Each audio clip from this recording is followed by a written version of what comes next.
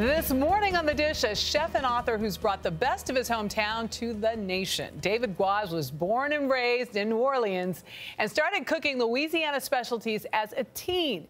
He started his career as a pastry chef and then eventually hired by a restaurant group in the Washington, D.C. area.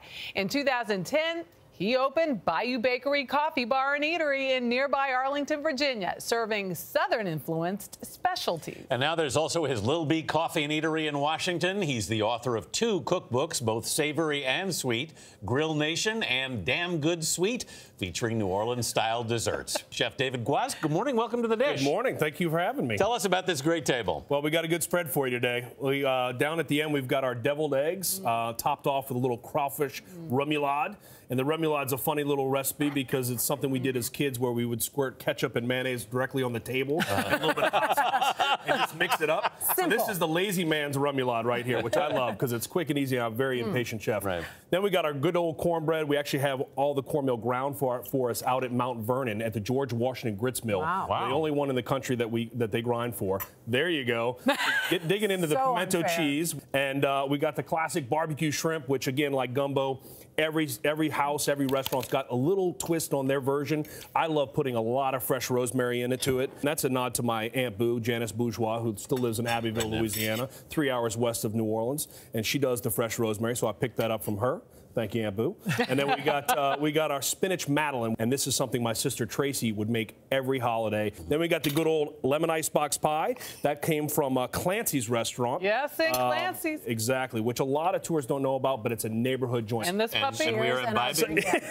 So this is what we call the backyard Nola swinger. This recipe came from a dear friend, fresh grapefruit juice, and you can do bourbon, you can do rum, really any kind of brown spirit. So it's fantastic. You've mentioned friends and family, and especially your Aunt Boo. So when you're 14, you started developing this love of cooking in her kitchen. That's right. But you weren't sent there to develop a love of cooking. You were sent there sort of to keep you in check. That's right. My parents, when they kind of threw their hands up, it was off to Aunt Boo's house in Abbeville because my uncle passed away many years ago. She was raising 2 girls by herself, so she had a laundry list of chores for me when I walked in the door, cutting the grass, doing this, doing that, things that the girls wouldn't do. My cousins. One of those was keeping you in the kitchen. Keeping me in the kitchen. I was the only one that had an interest of what she was doing. The girls, my cousins, didn't care. They're in and out, get out, and she'd shoot everybody out of the kitchen for whatever reason. I guess I asked the right questions because she allowed me in her kitchen to witness what she was doing, and then she's the one that gave me my first cast iron pot. She's the one that taught me how to make a roux. You had Cajun influences, but you also had Cuban influences from your father's side of the family. That's right. My father's father was a practicing attorney in Havana, came to New Orleans, got his law degree at Tulane, met my grandmother, went back to Cuba and started a family.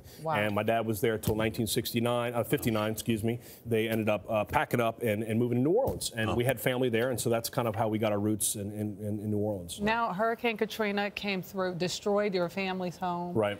You say you feel as though you lost your childhood and a connection. Sure.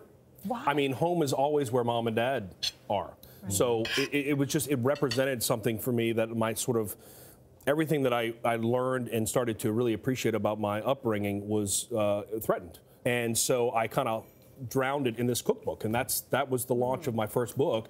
I brought a local author, Raquel Pizzell, who is my co-author. She had never been in New Orleans before. She lives here in Brooklyn, and we went down to New Orleans together. I got to show her my city. So to be able to show someone for the first time your city, your memories. We went to places because I did zero research because this is my city, right? So we go to these places, and they were actually closed, and I actually didn't know that they were closed. So she got to witness firsthand the emotion that I experienced going back to you put all of your influences in that book, to honor them in a way. You call yourself an accidental pastry chef. Yes. Fell into it. The Windsor Court Hotel was my first job out of culinary school. German master pastry chef Kurt Ebert hired me on the spot, and day one, I had never held a pastry bag in my life, and I'm topping 300 meringue tarts for a banquet. And Are you sure that wasn't my wedding? Hey, listen, you had lemon meringue. It might have been. This was in 95, so 96. So, he showed me once, and I said, all you have to do, chef, is show me once, and I'll do it the same way every time. So I think that I was hungry, obviously, I was determined, and really my education from a culinary standpoint started there. I'm going to have you sign our dish. Oh, yeah. And ask you if you could have this meal with anyone, past or present. Who would it be? You know, I think I lost my grandfather, my Cuban grandfather, too early. I was 8 years old, so I would love to be sitting across the table from him and hearing the stories of his childhood in Cuba. They were members of the yacht club. They were sailors.